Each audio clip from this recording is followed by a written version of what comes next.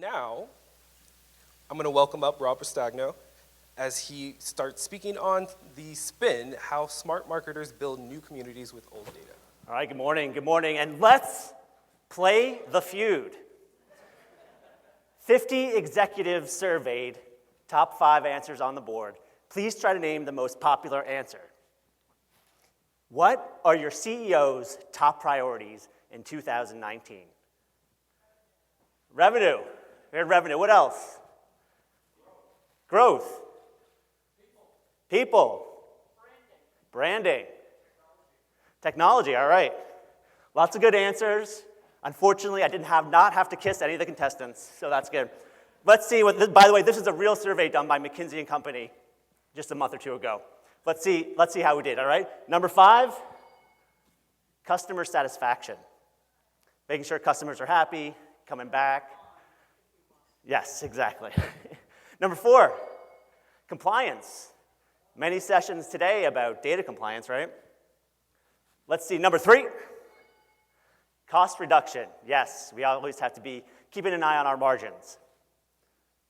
Number 2, speed to market. Don't forget, this is what the CEO's priorities are, and as a CEO myself, I want everything done yesterday. So speed to market, number 2 on our survey.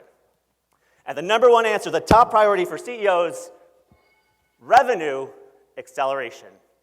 Revenue acceleration, more money, faster.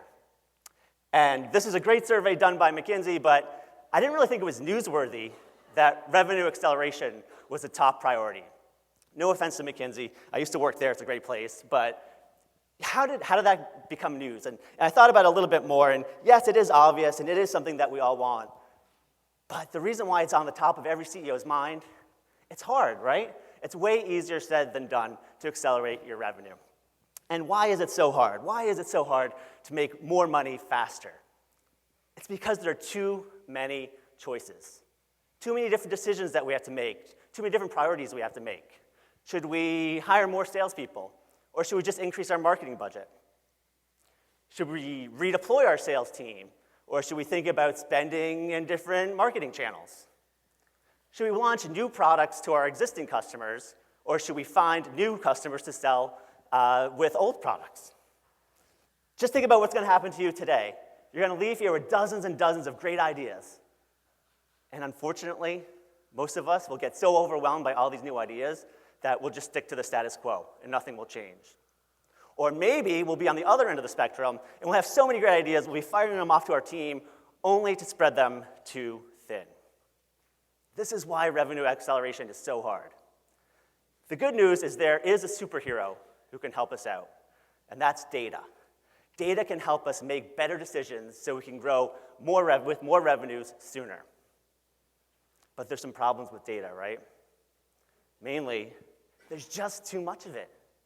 We have our customer data, our website data, we have our transactional data, circulation data, there's first-party data, second-party data, third-party data, and none of this data talks to each other, so now we have to integrate data sources. And what happens when you integrate data sources? You get even more data. So we have to make sense of this, so we have to boil it up somehow, and that's where dashboards come in. And dashboards are great because they simplify things. The challenge here is every tool has its own dashboard. So now we're stuck building dashboards of dashboards to boil up what we just boiled up. The other problem with dashboards is they're reverse looking. They're looking in what happened in the past. And we want to know what's going to happen in the future. That's where all these new advances in technology come in. CDPs, DMPs, CRMs, OMG, TMI. We're so obsessed with data science, artificial intelligence, machine learning, that we're spending way too much time in our data rather than on our data.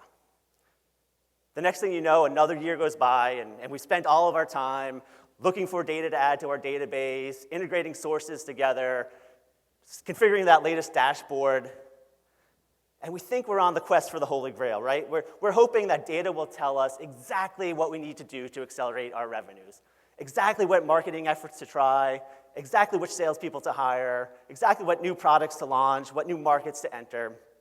And all this data and technology and data scientists, they're supposed to deliver bigger results faster. But have they?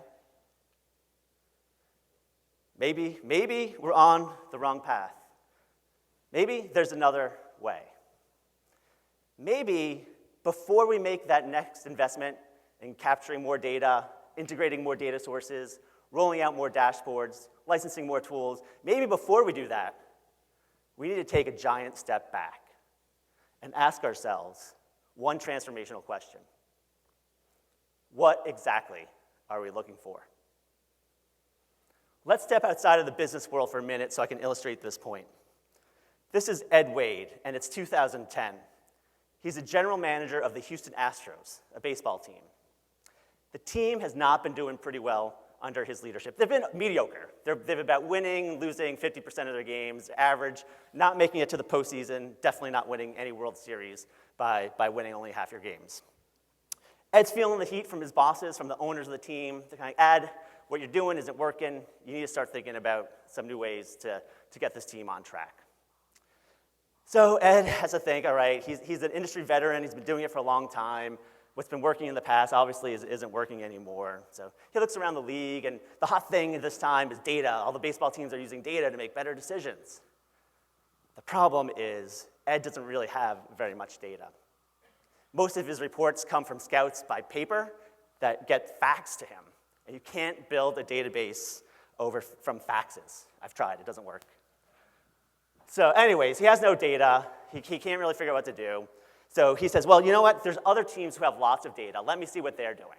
So he's looking at what the Yankees are doing, and the Dodgers and the Cubs, and all these teams that have a lot of money and have been able to invest in analytics.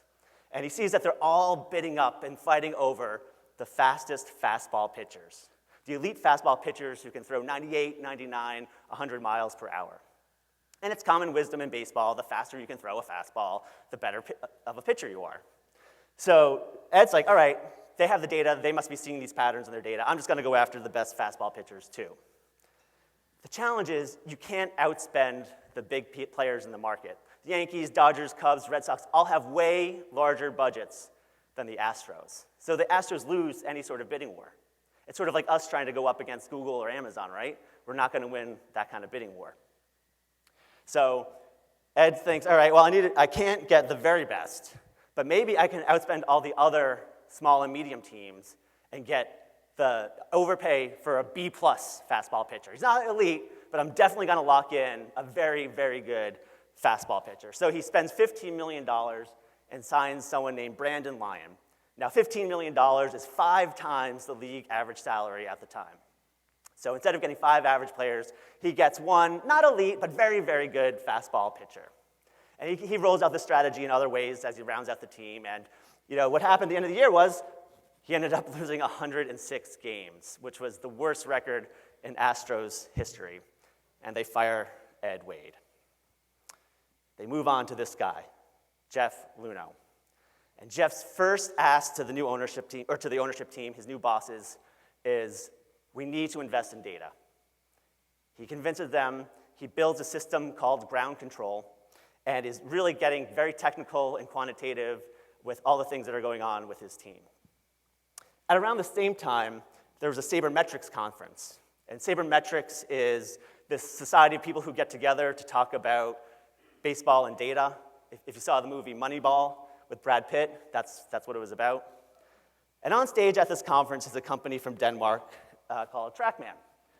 And TrackMan is up there talking about this new invention they have, and it's missile tracking technology, and it can lock onto the baseball and tell you exactly what's going on. It captures 24,000 data points per second. And given that a game is 3 hours long, and there's 15 games a day, and the season's so long, it's really trillions of data points. So we can really analyze what's going on during the game.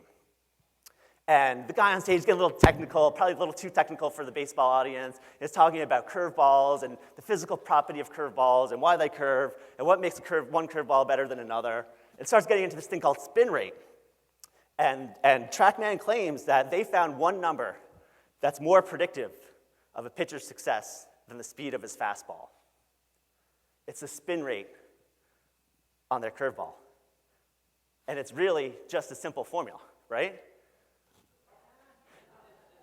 Now, most people in the room are thinking, who the heck is this data geek on stage? And why should we listen? We've been in this industry. This guy's probably never played sports his entire life. We've been in the industry 40 years. Of course, we're going to sign the fastest fastball pitchers. But not Jeff. Jeff says, maybe TrackMan's onto something here. He goes back to ground control, his database, and he's crunching the numbers. He's like, yes, it is true. Not only do high spin rate curveball pitchers outperform, they're also undervalued because no one else is looking for them.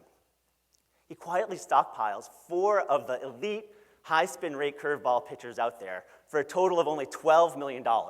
So remember, Ed Wade spent $15 million for a B-plus fastball pitcher. He spends $3 million less to get 4 of the best curveball pitchers out there.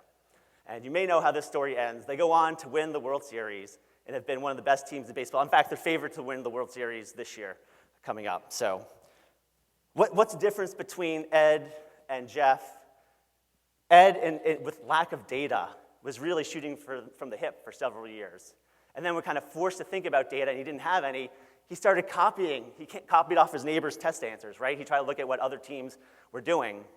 And copying other strategies is not a winning formula, unfortunately, especially when those competitors have much larger budgets than you do.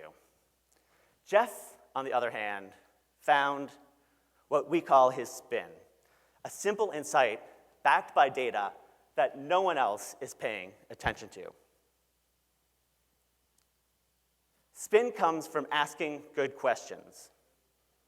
What exactly are we looking for? Then, once you have the right questions in mind, go out and find the data to validate and find a simple insight. And what we've found is leaders who find and use their spin create predictable revenue acceleration. Predictable. Jeff's spin was literally spin. All else equal, the higher the spin rate on a curveball, the more effective it is. And why did it work for Jeff? It's because no one else found this insight and no one else focused on this insight. He stopped following the herd, he stepped outside the echo chamber and used data in a way that was unique to the market. I do have one confession to make. I was that data geek on stage at the conference. But just to be clear, I was not the Brad Pitt character in the movie, I was the Jonah Hill character, so yeah, anyway.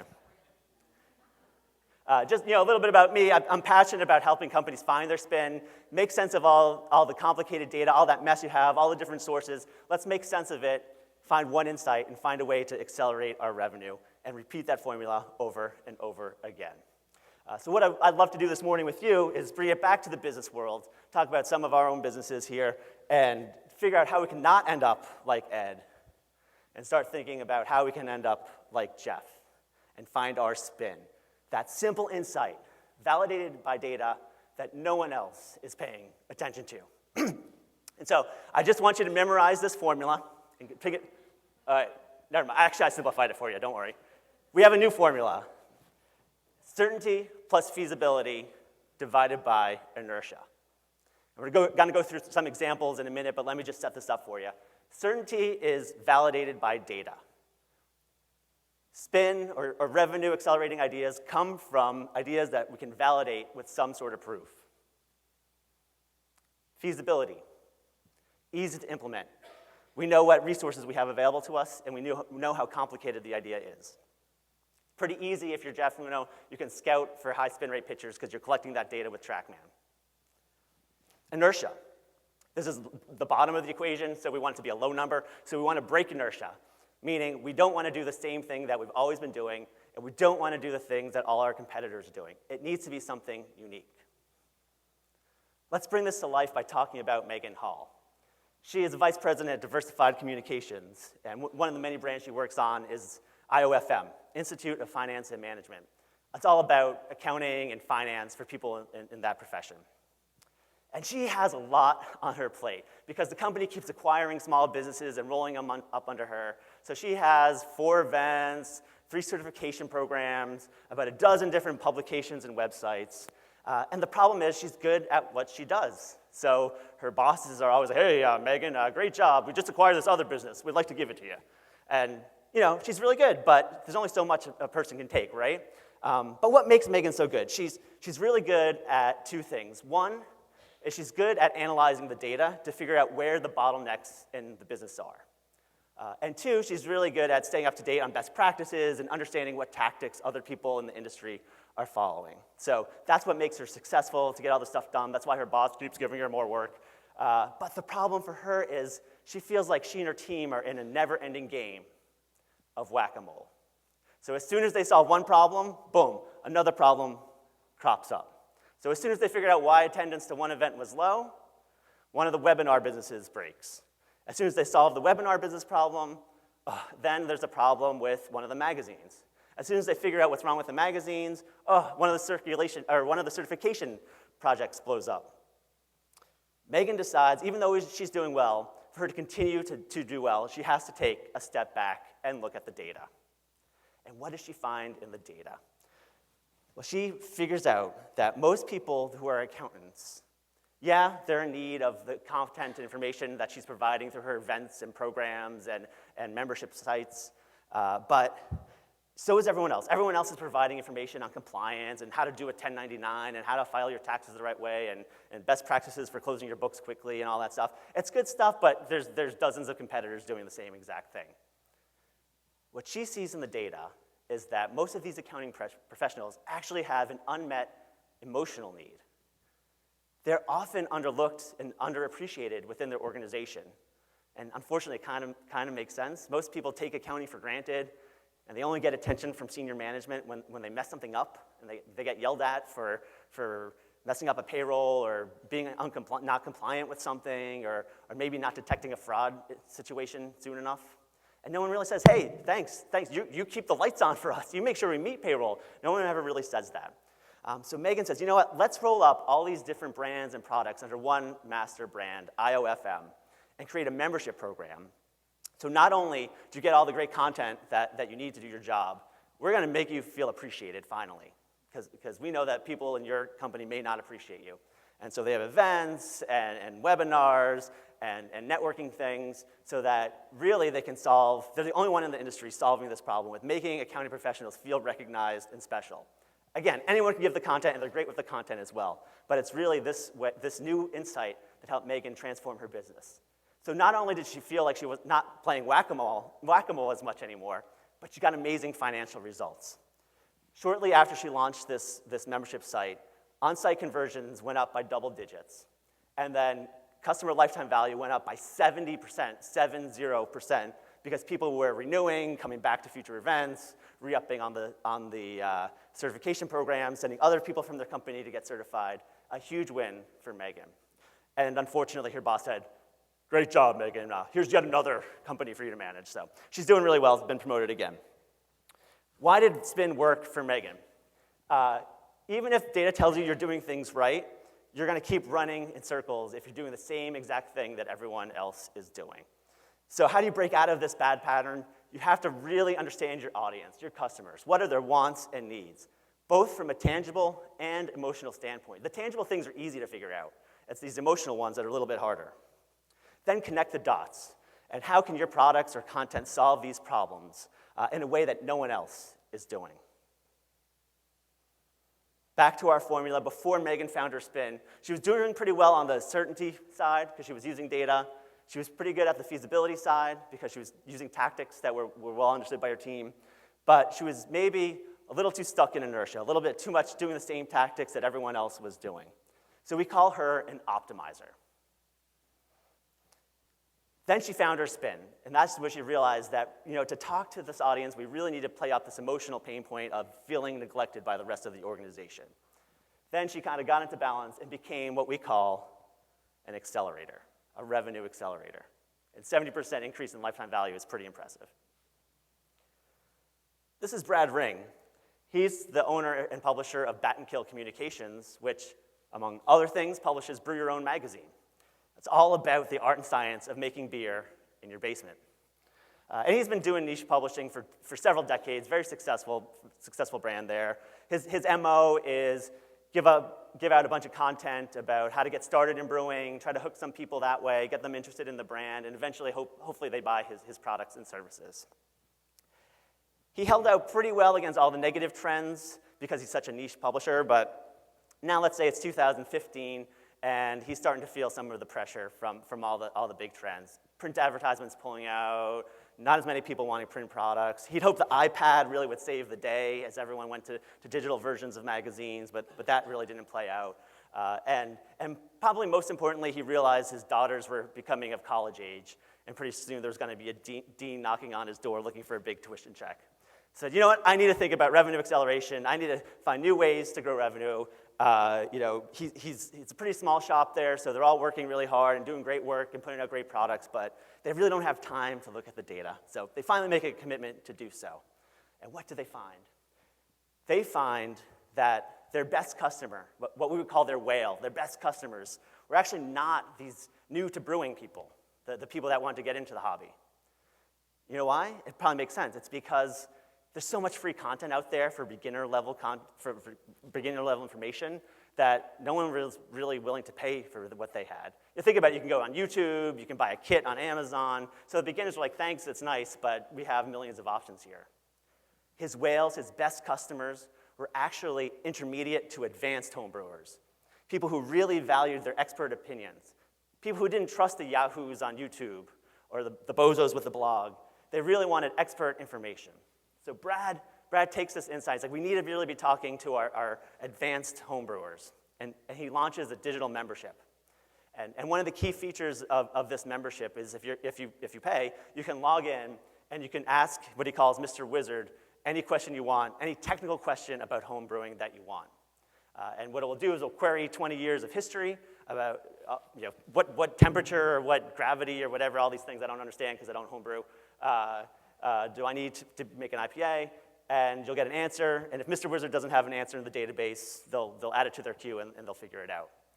He also has monthly webinars with experts in the field, professors in chemistry and all that stuff that's interesting to these advanced homebrewers.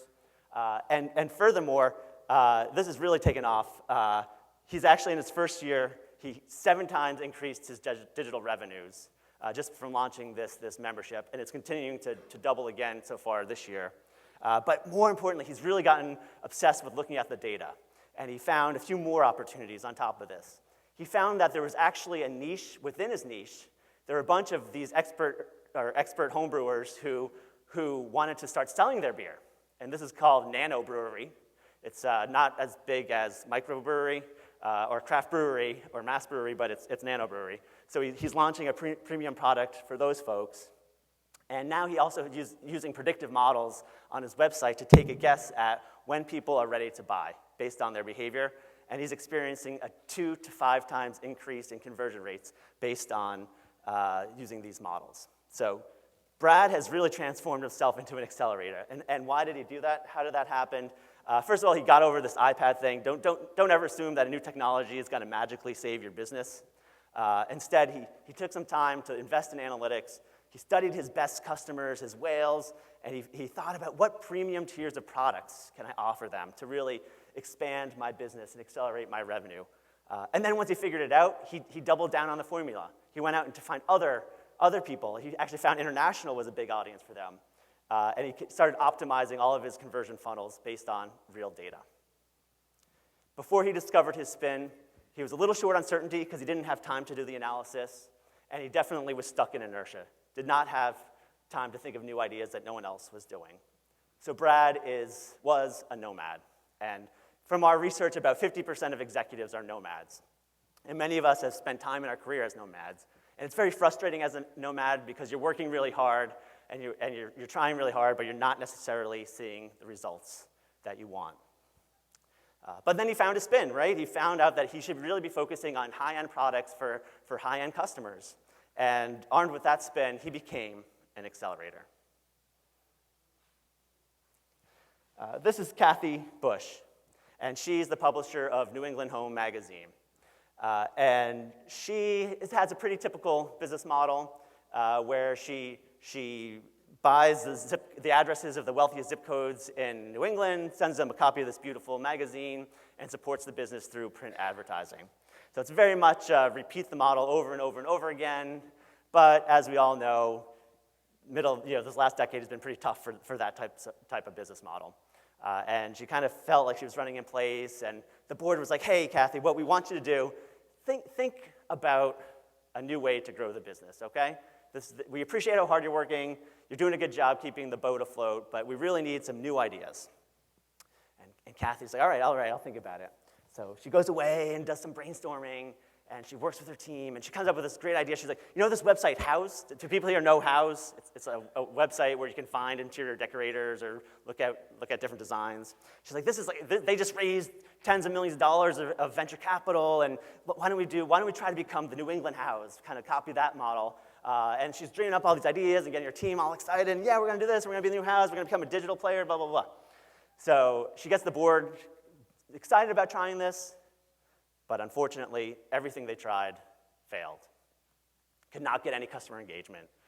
No consumers were coming to their website. No one contacted their list of preferred contractors.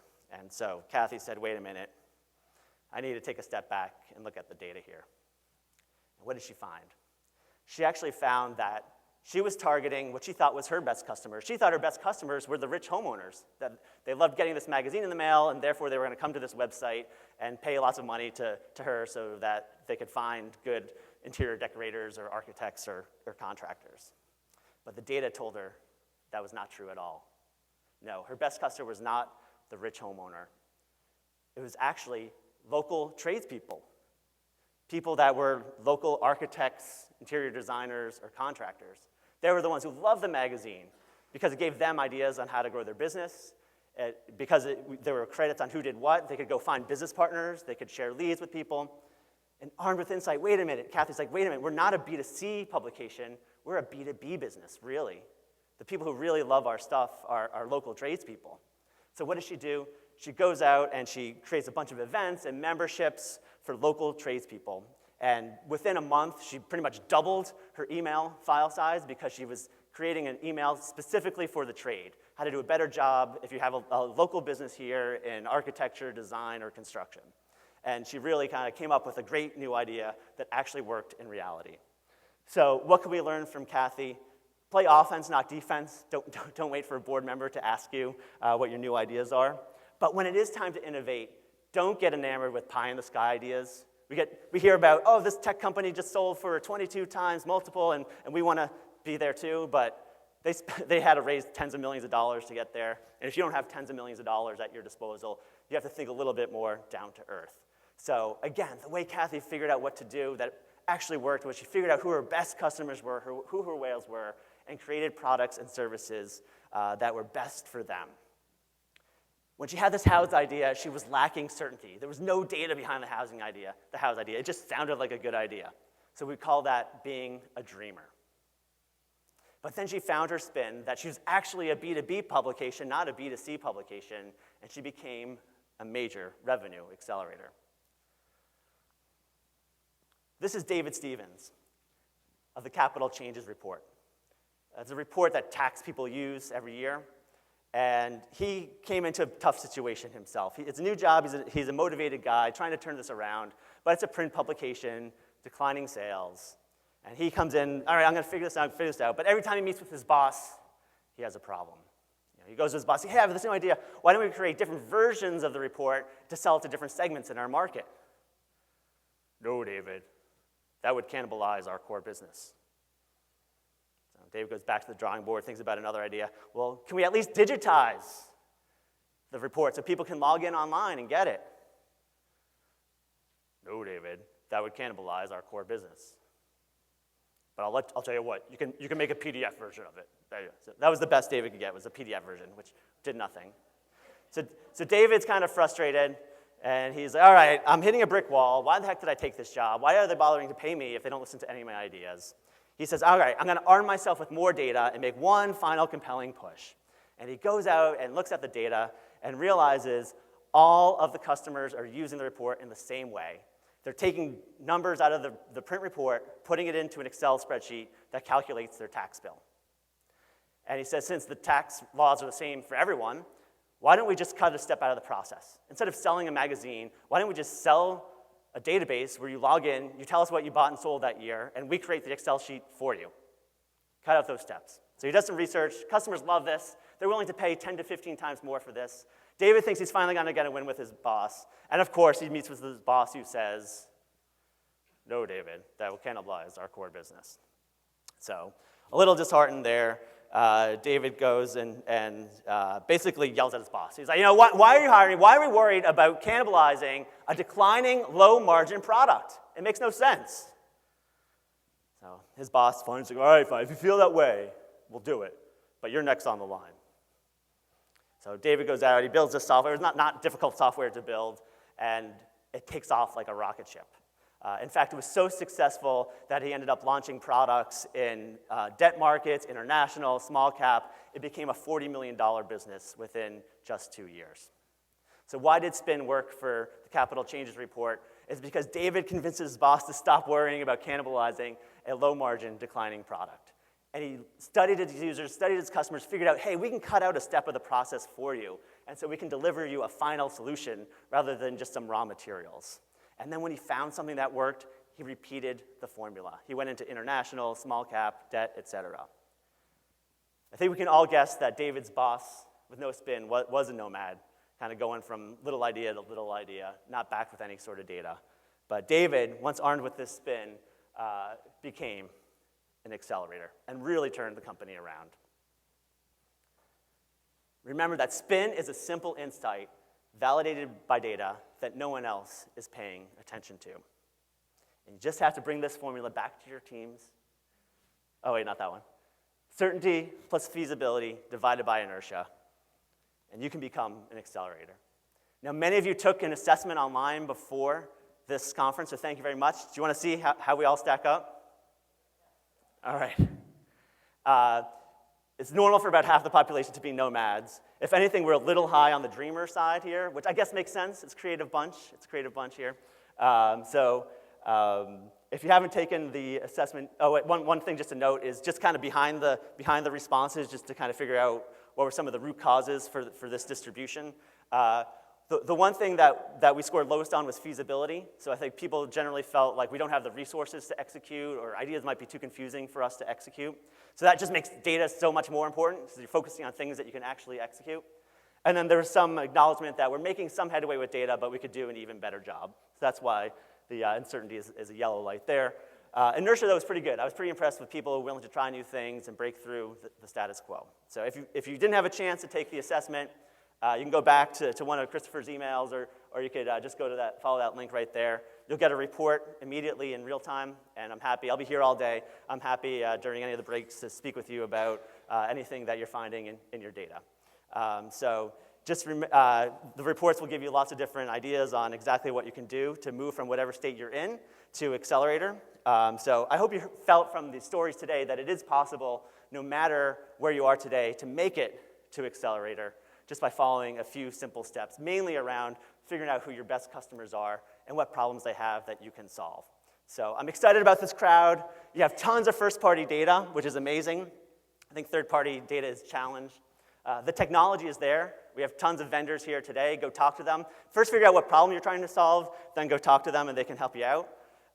And remember to not fall into the trap of going straight to the tactic. Look for the insight first. And one challenge for you is the next time someone on your team comes to you with an idea, don't immediately love it or hate it. Instead, ask them, what is the spin? Thank you.